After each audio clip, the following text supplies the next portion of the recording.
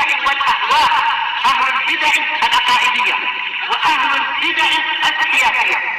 نقول بيننا وبينكم السلف، بيننا وبينكم الكتب، كان فيقول البدع بيننا وبينكم. بسم الله الرحمن الرحيم. الحمد لله الذي أرسل رسوله بالهدى ودين الحق ليظهره على الدين كله وكفى بالله شهيدا. وأشهد أن لا إله إلا الله وحده لا شريك له إقرارا به وتوحيدا. وأشهد أن محمدا عبده ورسوله صلى الله عليه وعلى آله وسلم تسليما مزيدا لا نبي بعده. Ikhwani fid din, a'azzani wa azzakumullah wa barakallahu fikum. Kita lanjutkan bacaan terhadap kitab Syarah Durusul Muhimmah li 'Ammatil Ummah yang dijelaskan oleh Asy-Syaikh Abdul Aziz Ibnu Abdullah Ibnu Baz rahmatullahi alaih.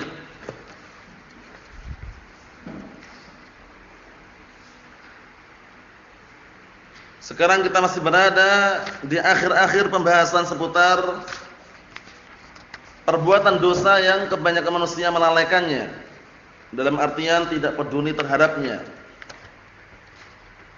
justru hanyut di dalamnya. Wal iyadu billah. Kata beliau, perbuatan dosa yang berikutnya adalah al-kadzib fil manam, dusta di dalam mimpinya. Maksudnya bagaimana barakallahu fiik? Dia mengkabarkan kepada manusia dengan mimpi yang dusta, atau dia mengkabarkan dengan suatu mimpi padahal mimpinya dusta. Sebenarnya dia enggak mimpi, cuman mengkabarkan dengan kabar yang dusta dalam mimpi tersebut. Atau barakallahu fiikum, membikin kabar dengan seakan-akan dia itu mimpi padahal dia enggak mimpi. Paham ya?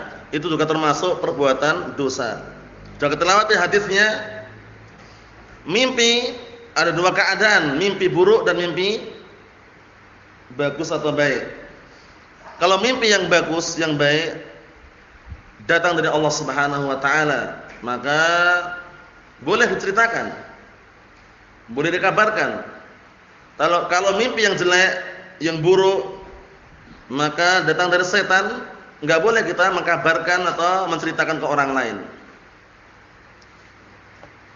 Berdusta dengan suatu mimpi itu juga dilarang juga.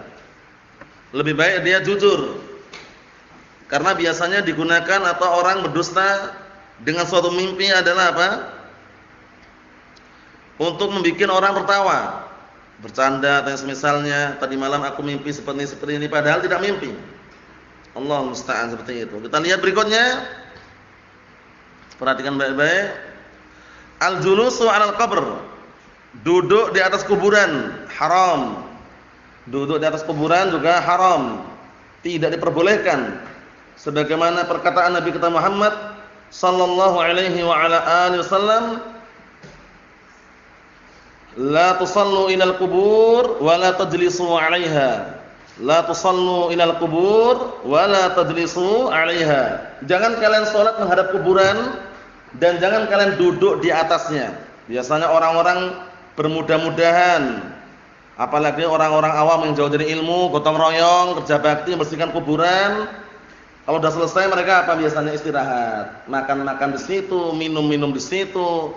Kadang enggak peduli yang dia dudukin kuburan orang. Paham ya? Bermudah-mudahan duduk di atas kuburan sambil apa? Makan dan minum. Sudah megang tangan kiri, tangan kanan dua-duanya untuk megang makanan, duduk di atas kuburan lagi. Allahul musta'an, hukumnya haram. La tusallu ilal qubur wa la tajlisu 'alaiha.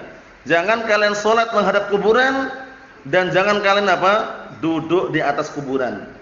Termasuk perbuatan dosa salat menghadap kuburan dan apa? Duduk di atasnya. Nah, terus bagaimana kalau kerja bakti, gotong royong? Ya kita berupaya semaksimal mungkin menghindar. Menghindar dalam artian tidak menyengaja duduk di atas kuburan, tidak menyengaja menginjak-injak, yang kita bersihkan ya sekitarnya saja. Paham ya? Seperti itu. Al-julus 'alal qabri wal wad' 'alaihi wa qada'il hajah fil maqabir. Allahu musta'an. Kata beliau, termasuk perbuatan dosa adalah apa? Duduk di atas kuburan, dan bahkan bayangkan nih, bahkan berhubungan badan di atasnya. Paham ya? Nah, kemudian menunaikan hajat di kuburan juga. BAB, kemudian apa, barakallahu fikum, kencing di atas kuburan juga. Allahu musta'an. Atau makna di sini adalah menginjak-injak kuburan. Itu juga diperbolehkan. Kadang orang-orang mencari pesugihan itu dengan cara syarat-syaratnya macam-macam. Ada yang mereka mengatakan berhubungan badan di atas kuburan, macam-macam. Allahu musta'an. Itu haram semuanya. Baik itu duduk di atas kuburan, menginjak-injak kuburan, atau membuang hajat di kuburan, BAB atau kencing atau semisalnya, haram. Karena kuburan itu penduduk mereka. Maksudnya negeri penduduk situ. Paham ya? Negerinya, tempat mereka. Sehingga kalau kita barakallahu fikum bertindak kejahatan di situ, berarti kita telah menyakiti mereka. Paham ya? Nah, sebagaimana hadis yang sahih yang antum lewati berkali-kali, yang Rasulullah ajarkan kepada para sahabat mengenai doa ketika masuk ke barakallahu fikum area atau masuk ke area makam. Assalamualaikum ahlad diyar. Memang negeri mereka. Keselamatan untuk kalian wahai penduduk negeri kuburan. Itu maksudnya orang yang meninggal itu. Minal mu'minin wal muslimin. Dari kalangan orang-orang yang beriman dan orang-orang muslim itu. Kemudian apa? Lanjutannya barakallahu fikum, wa inna insyaallah bikum lalahiqun. Sesungguhnya kami semuanya akan nyusul kalian. Nas'alullaha lana wa lakumul afiyah. Kita minta kepada Allah Subhanahu wa taala untuk kami dan untuk kalian semuanya keselamatan. Jadi kalau antum masuk ke area makam, ke barakallahu fikum kuburan, ada adab-adabnya. Sandal dilepas. Sebelum masuk sandal dilepas. Doa tadi diucapkan, assalamualaikum ahlad diyar minal mu'minin wal muslimin wa inna insyaallah bikum lalahiqun nasrullaha lana wa lakumul afiyah. Masyaallah. Jadi kalaupun kuburannya campuran, kuburannya ada orang kafir, ada orang Yahud, orang Nasara misalkan, tapi yang kena cuma mukminin wal muslimin, mereka kena doanya. Karena kita enggak boleh mendoakan mereka. Paham ya? Enggak boleh mendoakan ampunan buat mereka sedikit pun enggak boleh. Karena apa? Karena mereka apa? Orang-orang kafir, ya kan?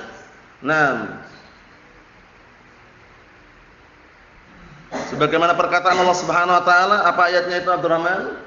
Maka lin nabi wal ladzina amanu an yastaghfiru lil musyrikin walau kanu uli qurba. Barakallahu fiikum. Allah telah menyatakan tidak selayaknya bagi nabi dan orang-orang yang beriman untuk mendoakan orang-orang musyrikin, orang-orang kafir walaupun kerabat dekat sendiri. Enggak boleh doakan dengan ampunan. Semoga Allah telah mengampuni mereka, enggak bisa. Mereka sudah meninggal di atas kekufuran. Kalaupun mereka masih hidup, orang kafir, keluarga kita misalkan, kita doakan bukan dengan ampunan, hidayah terlebih dahulu. Paham ya? Doanya hidayah dulu, masuk Islam dulu, baru didoakan dengan doa yang baik yang lainnya. Adapun kalau belum masuk Islam, nomor satu hidayah dulu. Nasallahu an yahdiyahu misalkan, semoga Allah telah memberikan hidayah kepada mereka. Jangan sampai keliru ya. Barakallahu fikum. Karena kalau kita doakan mereka dengan ampunan pun enggak akan diampuni, ya kan? Sawa'un 'alaihim astaghfarta lahum am lam tastaghfir lahum la yaghfirallahu lahum. Ya enggak? Sama saja. Engkau mintakan ampunan untuk mereka atau tidak, itu sama aja. Allah Taala enggak akan mengampuni mereka. Paham ya? Allah Subhanahu wa taala tidak akan mengampuni mereka. Naam. Berikutnya, adabul istitar minal baul. Termasuk dosa juga. Barakallahu fikum, adabul istitar minal baul, yaitu tidak menjadikan penghalang atau barakallahu fikum sesuatu yang menutupi dia ketika dia kencing.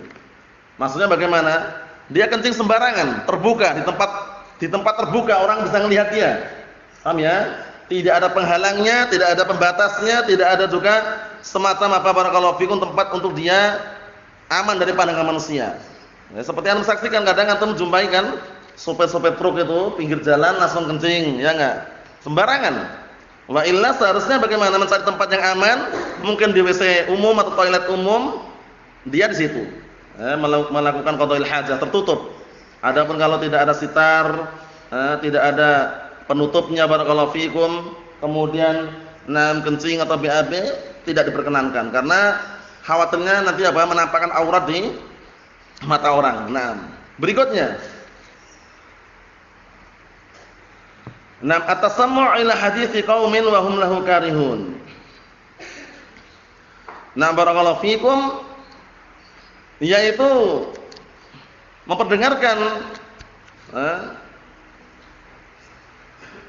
atau mengkabarkan kepada kaum suatu kabar dalam kondisi mereka tidak suka. Barakallahu fikum, maksudnya bagaimana? Maksudnya kalau kita mengkabarkan atau mendakwahi mereka sesuai dengan yang barakallahu fikum mereka pahami, sesuai dengan apa yang mereka pahami, dengan cara hikmah, dengan cara yang baik, dengan cara yang halus, atau yang semisalnya, jangan sampai justru kita membuat membuat mereka kabur atau membuat mereka lari. Seperti itu. Karena kondisinya yang namanya manusia itu beda-beda. Di dalam masalah salat saja, barakallahu fikum, kita menjadikan imam yang imam itu dibenci sama makmumnya, enggak boleh. Paham ya? Upayakan kondisikan imam yang sifatnya orang-orang senang secara global, tidak benci dengan imam tersebut. Oleh karena itu ketika barakallahu fikum Mu'adz bin Jabal radhiyallahu anhu suatu ketika beliau menjadi imam pernah memperpanjang bacaannya. Kemudian sebagian ada yang mengadu kepada Rasulullah SAW tentang perbuatan Mu'adz bin Jabal. Karena di belakang imam itu ada orang sakit, ada orang kecil, ada anak kecil, ada orang yang mungkin ada keperluan, kesibukan, ada yang orang tua, sehingga sehingga seorang imam pun harus melihat keadaan keadaan makmumnya. Tidak boleh barakallahu fikum memperpanjang tanpa melihat keadaan makmumnya. Seperti itu. Akhirnya Rasulullah mengatakan, "Afattanun anta ya Mu'adz?" Apakah kamu tukang bikin fitnah wahai Mu'adz? Padahal Mu'adz bin Jabal seorang sahabat. Paham ya? Beliau tegur dengan teguran yang agak keras. Afattanun anta ya Mu'adz? Apakah kamu tukang bikin fitnah wahai Mu'adz? Bayangkan itu. Karena apa? Karena Rasulullah SAW menasihatkan kalau seandainya engkau salat bersama manusia menjadi imam, misalkan idza shalla ahadukum bin nas falyukhaffif. Apabila salah seorang di antara kalian salat menjadi imam untuk manusia, maka diperingan. Karena apa? Fa inna fihim ad-dha'if was-saqim wa dzul hajah. Dikarenakan di tengah-tengah mereka ada orang yang sakit, ada orang tua, ada yang punya kebutuhan. Wa idza shalla ahadukum li nafsihi falyutawwil masya. Dan apabila salah seorang di antara kalian salat untuk sendirinya, salat sendirian maksudnya, perpanjanglah sesukanya. Jadi kalau misalkan kita di lingkungan masyarakat misalkan jadi imam, ya dikondisikan, lihat keadaannya. Tidak perlu misalkan mereka sudah paham sunnah, kemudian sudah terbiasa panjang, kita panjangkan enggak masalah di waktu-waktu tertentu. Seperti salat duhur, salat subuh misalkan, salat isya kadang-kadang misalkan, enggak masalah. Tapi kalau mereka orang-orang yang belum paham atau yang semisalnya, antum perpanjang nanti malah bikin fitnah. Mereka enggak mau lagi salat di belakang Ahlus Sunnah karena alasannya panjang salatnya. Allahul musta'an. Sudah kita lewati kisahnya dulu ya. Ada suatu ketika orang salat, barakallahu fikum, di belakang imam baca surat apa kemarin? Al-Baqarah. Panjang. Kemudian karena lihat panjangnya itu dia sempat trauma dia. Akhirnya salat lagi di belakang imam, itu imamnya baca surat Al-Fil. Al-Fil apa artinya? Gajah ya. Bayangan dia tuh gajah lebih besar daripada sapi. Sehingga lebih panjang lagi. Akhirnya barakallahu fikum, dia begitu diawali surat Al-Fil langsung lari dia. Karena khawatirnya lebih panjang daripada surat Al-Baqarah itu loh. Allahul musta'an. Kalau tidak salah itu kitabnya ada di kitab dulu pernah di sini lihat itu yang kumpulan orang-orang barakallahu mughafalin dan orang-orang muqalla itu ya. Itu kitabnya lupa namanya, waktu itu lihat di situ ada itu kitabnya. Jadi barakallahu fikum, kesimpulannya memperdengarkan suatu hadis atau misalkan memperdengarkan Al-Qur'an di saat dia imam, maka upayakan di belakang imam tersebut orang-orang tidak membenci imamnya. Dalam artian secara global mereka tidak ada permasalahan atau juga tidak benci terhadap imam tersebut. Berikutnya, su'ul jiwar, jeleknya dalam bertetangga. Sudah kita lewati juga sebelumnya, karena bertetangga itu ada hak-haknya. Ada hakul jiwar, hak tetangga ada. Hatta walaupun kafir pun ada hakul jiwar.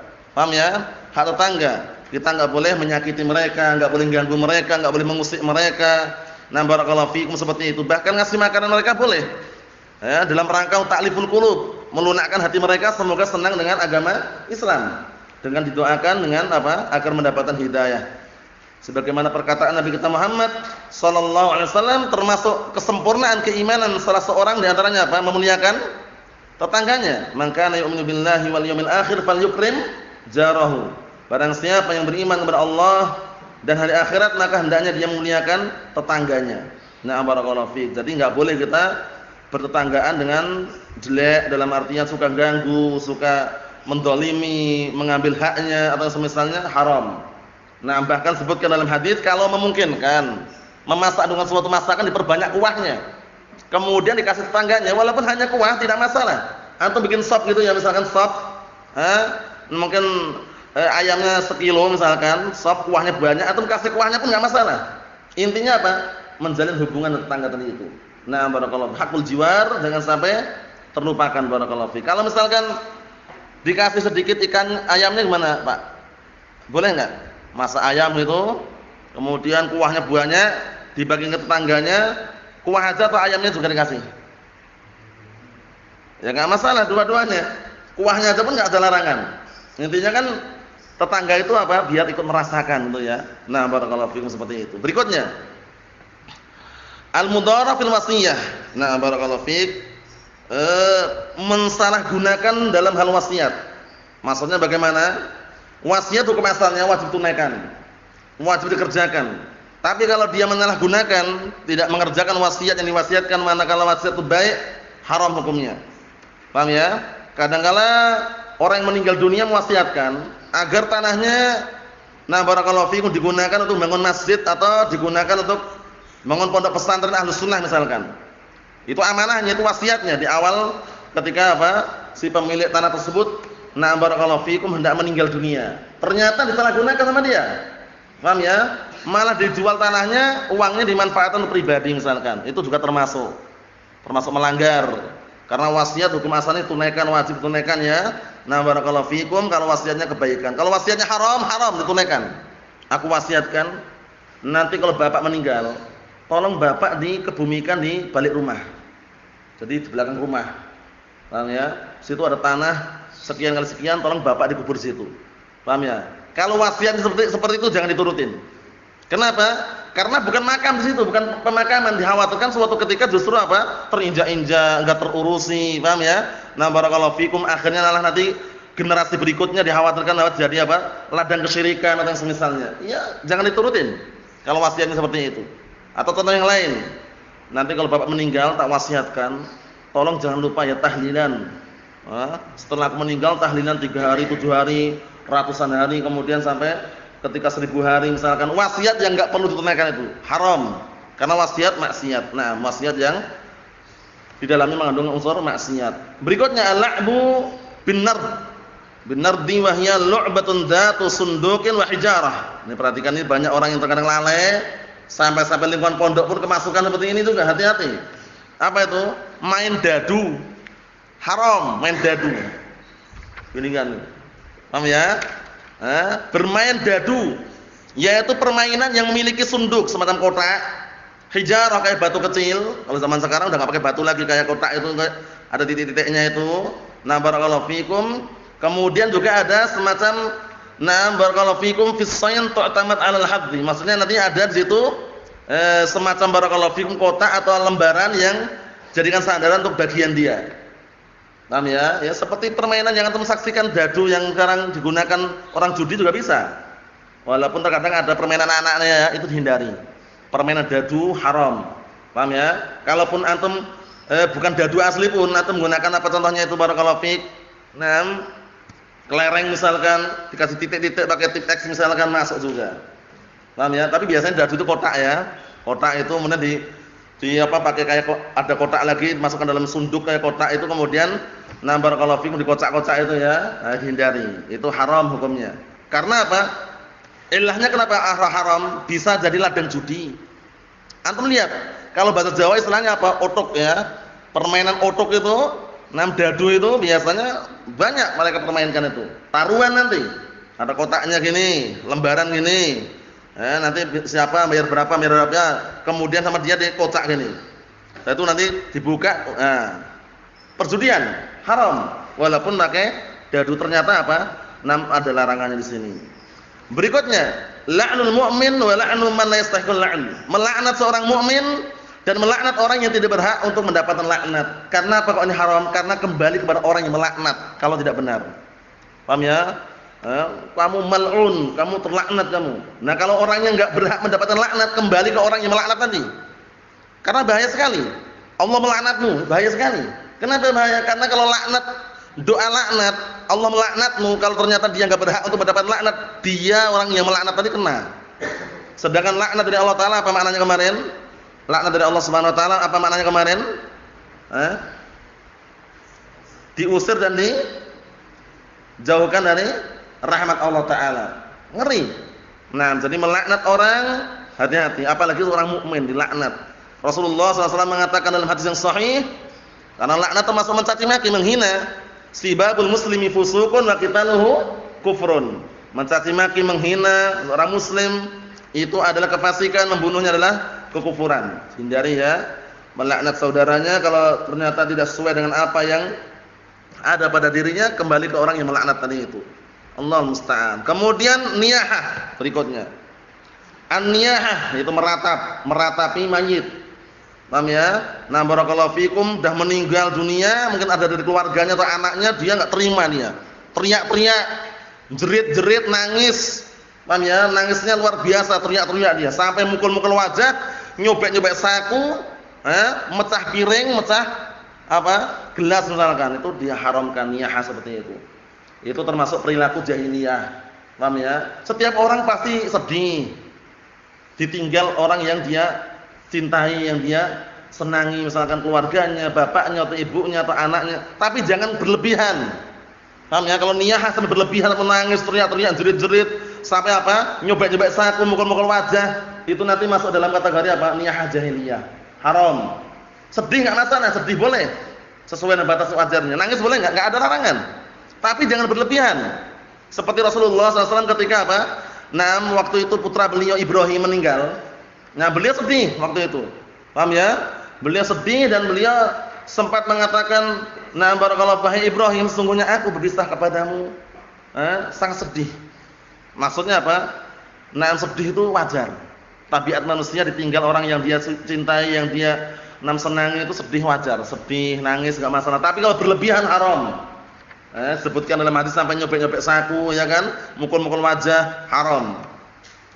Darbul wajhi wal masmu fil wajh. Mukul wajah dan juga memberikan tanda pada wajah. Tanda itu mungkin semacam tato atau tai lalat palsu. Atau yang semisalnya itu haram juga. Antum tahu tai lalat antum? Apa tai lalat itu? Kotoran lalat. Tai lalat ma'ruf ya, tai lalat ya, yang warna hitam itu loh ya. Palsu haram. Kalau asli ya memang dari Allah Taala ya biarkan. Paham ya? Nah, mukul wajah dilarang. Misalkan suami istri marah kemudian nampar wajahnya. Paham ya? Wajah istri ditampar misalnya haram. Nah, hatta walaupun didik anaknya pun jangan wajah yang dipukul. Karena wajahnya tempat baik buruknya seorang di wajah. Sehingga barakallahu fikum, jangan sampai kita memukul wajah tersebut. Kemudian membuat tanda yang palsu tadi di wajah. Mungkin tanda dengan tato atau mungkin dengan tai lalat yang palsu atau yang semisalnya, itu juga diharamkan. Nah, barakallahu fikum, seperti itu. Berikutnya, hajrul muslim fawqa salatil ayyam duna sababin syar'i, sudah kita lewati. Meninggalkan, menghajar, mendiamkan saudaranya se-Islam lebih dari 3 hari tanpa sebab yang syar'i. Sudah kita lewati ya, apalagi sebabnya masalah dunia, masalah jual beli, bisnis, gara-gara harganya mahal, kemudian menghajar saudaranya. Sudah kita lewati kemarin apa hadisnya itu kemarin? Hadisnya siapa kemarin? Abdurrahman Abi Ayyub Al-Ansari radhiyallahu anhu.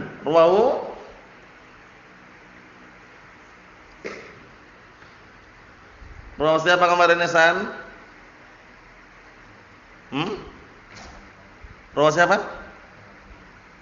Muttafaqun alaih, dengan lafaz yang berbeda-beda tidak masalah. Sebutkan situ apa?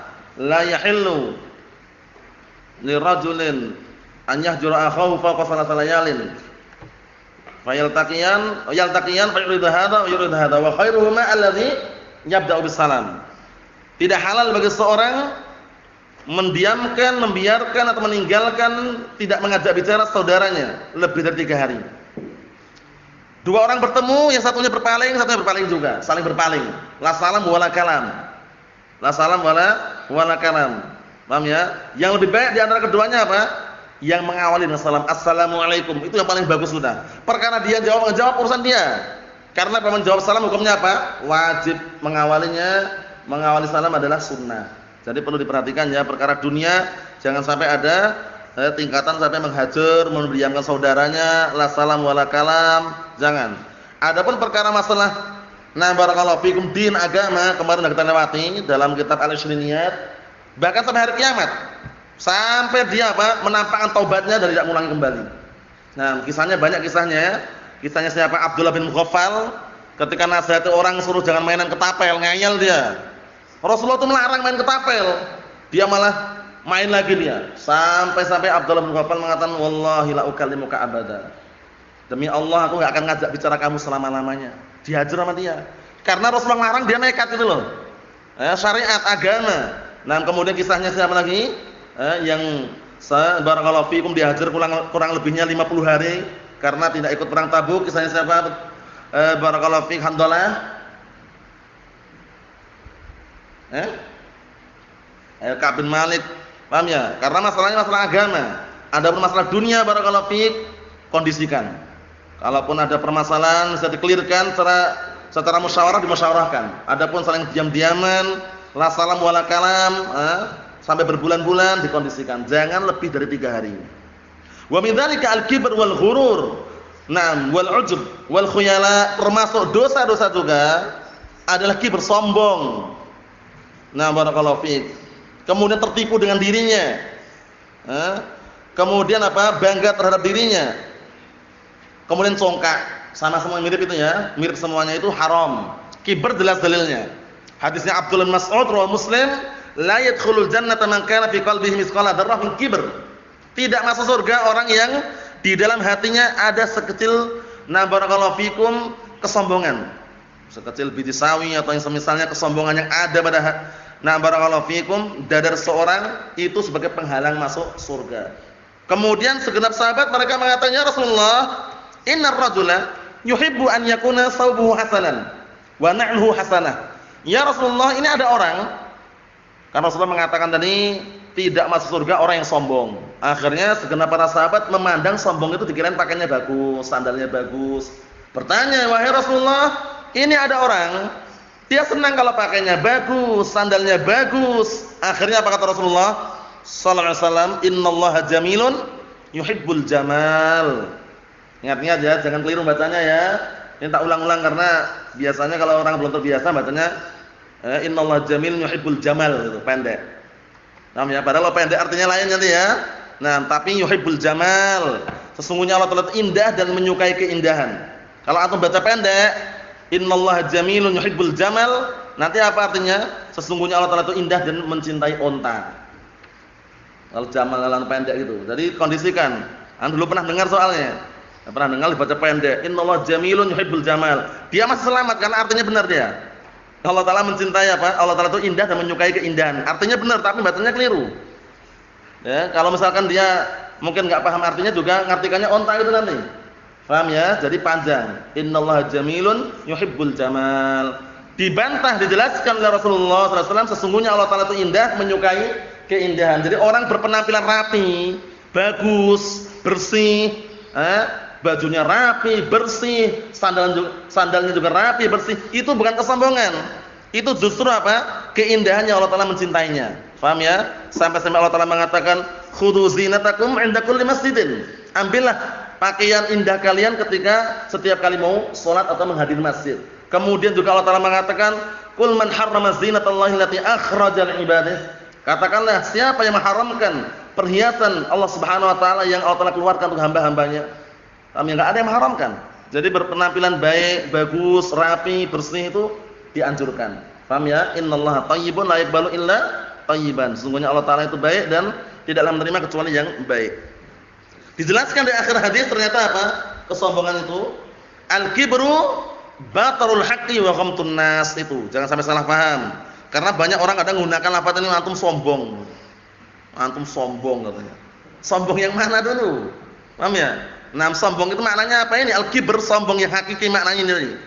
Batarul haqqi wa ghamtun nas, menolak kebenaran dan meremehkan apa? Dan meremehkan manusia. Kebenaran datang dia tolak. Tidak terima dia. Kemudian meremehkan manusia, melihat kira-kira yang bawa kebenaran anak kecil atau baru belajar, dia sepelekan, dia remehkan. Wah, antum aja belajar masih dalam negeri udah mengingatkan ana katanya. Ana sudah sampai luar negeri, ana sudah LC, ana sudah MSc, ana sudah dari Yaman misalkan. Jangan pernah seperti itu, barakallahu fiik. Itu semuanya akhlak yang buruk. Itu semuanya adalah apa? Sifat yang tidak bagus. Karena sehebat apapun kita dan antum semuanya, barakallahu fiik, itu masih ada kelemahannya. Paham ya? Wa fawqa kulli dzi ilmin alim. Walaupun dia berilmu pun di atasnya ada lebih berilmu lagi. Wa ma utitu minal ilmi illa qalila. Tidaklah kalian diberikan ilmu kecuali sedikit. Jadi enggak perlu sombong. Menolak kebenaran, meremehkan manusia, itulah kesombongan. Hindari, barakallahu fiik. Karena apa? Lawan daripada al-kibr apa kemarin lawannya? At-tawadhu' insyirahus sadr liqaulil haqq. Walau kana ma'a man la yuhib. Artinya apa? Yaitu lapangnya dada untuk menerima kebenaran walaupun kebenaran bersama orang yang dia tidak menyukainya. Paham ya? Kalau kebenaran harus terima. Jangan sampai orang hanya mencari pembenaran bukan kebenaran, itu bahaya sekali. Kebenaran dari Al-Qur'an Sunnah jelas, dalil kalau Allah kalau Rasul jelas, terima. Sami'na wa ata'na. Tapi kalau orang mencari pembenaran, ingat-ingat ada beda ya, kebenaran dan pembenaran lain. Pembenaran itu dia melakukan perbuatan kemaksiatan, perbuatan bid'ah, perbuatan haram, perbuatan hizbiyah misalkan. Dia nyari fatwa sana kemari, kumpulin fatwa ini, ujung-ujungnya apa? Membenarkan perbuatan dia. Enggak boleh. Berarti dia bukan mencari kebenaran, mencari pembenaran, pendukung perbuatan apa? Perbuatan keliru yang dia lakukan. Ingat-ingat ya. Jadi upayakan kita semuanya tertanam di benak kita atau di hati kita yang namanya apa? At-tawadhu', mudah menerima kebenaran. Jangan pernah sombong, berat sombong itu ya. Apa ancamannya tadi? Tidak masuk surga ancamannya. Ngeri, barakallahu fiik. Jadi kalau yang namanya tawadhu', rendah diri, barakallahu fiikum, yang itu termasuk perkara yang Rasulullah SAW ajarkan. Nah, barakallahu fiikum, yang telah wahyukan kepada beliau alaihi salatu wassalam. Nah, sebagaimana perkataan Nabi kita Muhammad alaihi salatu wassalam, innallaha azza wa jalla awha ilayya an tawadhu hatta la yabghi ahadun ala ahad wa la yafar ahadun ala ahad. Sesungguhnya Allah Taala telah berikan wahyu kepadaku agar kalian saling tawadhu, saling rendah diri. Namanya agar apa? Sebagian kalian tidak menzalimi sebagian yang lainnya. Ikhwani fid din, azza wa jazakumullah, sifat kibr, sombong, merasa tertipu dengan dirinya, merasa kagum dengan dirinya, itu tidak terkenankan. Antum atau kita semuanya sehebat apapun masih kurang. Jangan merasa tertipu dengan kehebatan kita ya. Wah, ana udah paling hebat ya, udah paling pinter, paling pandai. Sahih Bukhari hafal, Sahih Muslim mutqin, Al-Qur'an enggak usah nanya lagi misalkan. Sombongnya luar biasa, jangan merasa apa? Bangga dengan dirinya. Paham ya? Karena manusia itu serba kurang. Tidak ada yang maksum dari kesalahan ya. Cuman kita tetap berupaya untuk apa? Meluruskan yang bengkok, kita luruskan, yang kurang kita sempurnakan. Adapun kalau kita sombong, merasa dirinya hebat, merasa dirinya apa? Sudah paling nomor satu, itu jangan, hindari. Paham ya? Hindari, barakallahu fiik. Naam. Kata beliau, al-kibru wal ghurur wal khuyala sifatun qabihatun mustahjanatun mabghudatun fi dinil Islam. Allahu musta'an. Kesombongan. Nah, merasa tertipu dengan dirinya. Congkak. Itu semuanya sifat-sifat yang tercela, sifat-sifat yang dibenci, yang dihinakan di dalam agama Islam. Waqad akhbarana Allah azza wa jalla bi annahu la yuhibbul mutakabbirin, dan sungguh Allah Taala telah mengkabarkan kepada kita bahwasanya Allah Taala tidak mencintai orang-orang yang sombong. Wa qala anhum fid daril akhirah, dan Allah Taala berbicara tentang mereka ketika di negeri akhirat, alaysa fi jahannam maswal lil mutakabbirin, bukankah neraka jahanam itu tempat untuk orang-orang yang sombong? Fal mutakabbir al maghrur al mu'jib li nafsihi mabghudun min Allah, mabghudun min khalqihi. Allah musta'an. Kata beliau, maka orang yang sombong, orang yang merasa tertipu dengan dirinya, orang yang bangga terhadap dirinya, itu dibenci oleh Allah Ta'ala dan dibenci oleh makhluk. Dibaca oleh manusia. Jadi orang tenang, santai, barakallahu fikum, tahu kadar dirinya itu yang terbaik. Rahimallahu imra'an man 'arafa qadra nafsi. Allah telah merahmati orang yang dia mengetahui kadar dirinya. Dalam artian bagaimana barakallahu fik? Kesombongan harus dihindari. Kiber harus barakallahu fikum jauhi, baik itu santri atau guru sama aja. Sombong itu tidak membawa kebaikan. Justru akan membawa kepada apa? Kebinasaan. Karena kesombongan ini tadi tempat orang kesombongan di mana tadi orang yang sombong tadi? Di neraka jahanam wal'iyadzubillah. Jadi upayakan hati kita tetap lembut, kemudian dada kita lapang untuk mudah menerima kebenaran.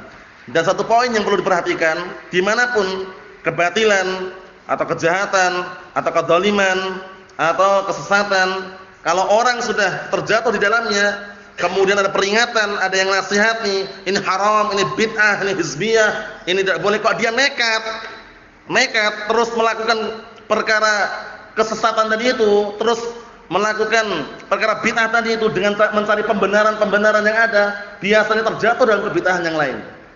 Ini terbukti ya. Jadi kalau orang terjatuh dalam kesesatan, terjatuh dalam kebid'ahan, dinasihati, hujjah dari kanan dan kiri, depan belakang, kalau Allah, kalau Rasul, kok dia malah menolak, mencari pembenaran dengan dalil para ulama atau semisalnya, itu nanti biasanya melahirkan kesalahan yang lain.